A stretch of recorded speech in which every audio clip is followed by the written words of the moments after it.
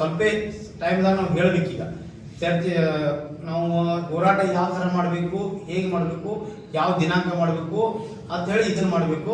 ನಾವು ಹೋರಾಟ ಮಾಡೋಕ್ಕೆ ನಮ್ಮ ವತಿಯಿಂದ ಎಲ್ಲ ಥರದ ನಾವು ಬೆಂಬಲ ನೀಡ್ತೀವಿ. ಹೋರಾಟನ 10ನೇ ತಾರೀಕಿನಿಂದ ಪ್ರಾರಂಭ ಮಾಡೋದನ್ನು ನನ್ನೊಂದು ಅನಿಸಿಕೆ. ತಾವೇನು ಹೇಳ್ತೀರಿ ಹೇಳ್ರಿ. ಹೋರಾಟ ಹೇಗಿರ್ಬೇಕಂದ್ರೆ ನಿನ್ನಿನ ಸಮಯದಲ್ಲಿ ಸರ್ಕಾರಕ್ಕೆ ಅದು ಹೋಗಿ ಮುಟ್ಟೋ ಥರ ಆಗಿರ್ಬೇಕು.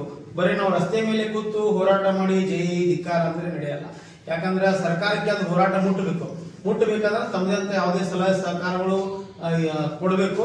ಮತ್ತು ನಿನ್ನೆ ಒಂದು ವಿಷಯದಾಗ ಹಾಗೆ ಎಲ್ಲ ಕಚೇರಿಗಳಿಗೆ ನಾವು ಬೀಗ ಹಾಕಿದರೆ ಸರ್ಕಾರಕ್ಕೆ ಒಂದು ಆದೇಶ ಮುಟ್ತೈತಿ ಅನ್ನೋ ವಿಚಾರದಾಗ ಅದಕ್ಕೂ ನಮ್ದು ಒಪ್ಪಿಗೆ ಐತಿ.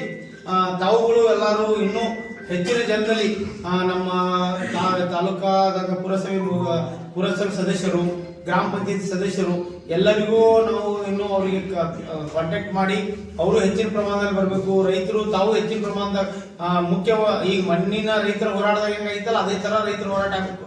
ಯಾಕಂದ್ರೆ ಈಗ ಗೋಕಾಕ ಮತ್ತು ಚಿಕ್ಕೋಡಿ ಕೊಟ್ಟಂದ್ರೆ ಇನ್ನು 20 ವರ್ಷಕ್ಕೆ ನಮ್ಮ ಜಿಲ್ಲಾ ಕೊಡಲ್ಲ ಅವ್ರು. ಯಾಕಂದ್ರೆ ಆಲ್ರೆಡಿ 15 20-85 ಕಿಲೋಮೀಟರ್ ನಿಮ್ ಜಿಲ್ಲಾ ಐತೆ ಅಂತ ಹೇಳಿ ಮತ್ತೆ ನಾವು ನಮಗೆ ಇರ್ತೀವಲ್ಲ ಯಾರು ಗೊತ್ತ ನಮ್ಮ ಮಕ್ಕಳು ಹೋರಾಟ ಮಾಡ್ಬೇಕಾಗುತ್ತೆ ಅಲ್ಲಿ ತನಕ. ಅದ್ರ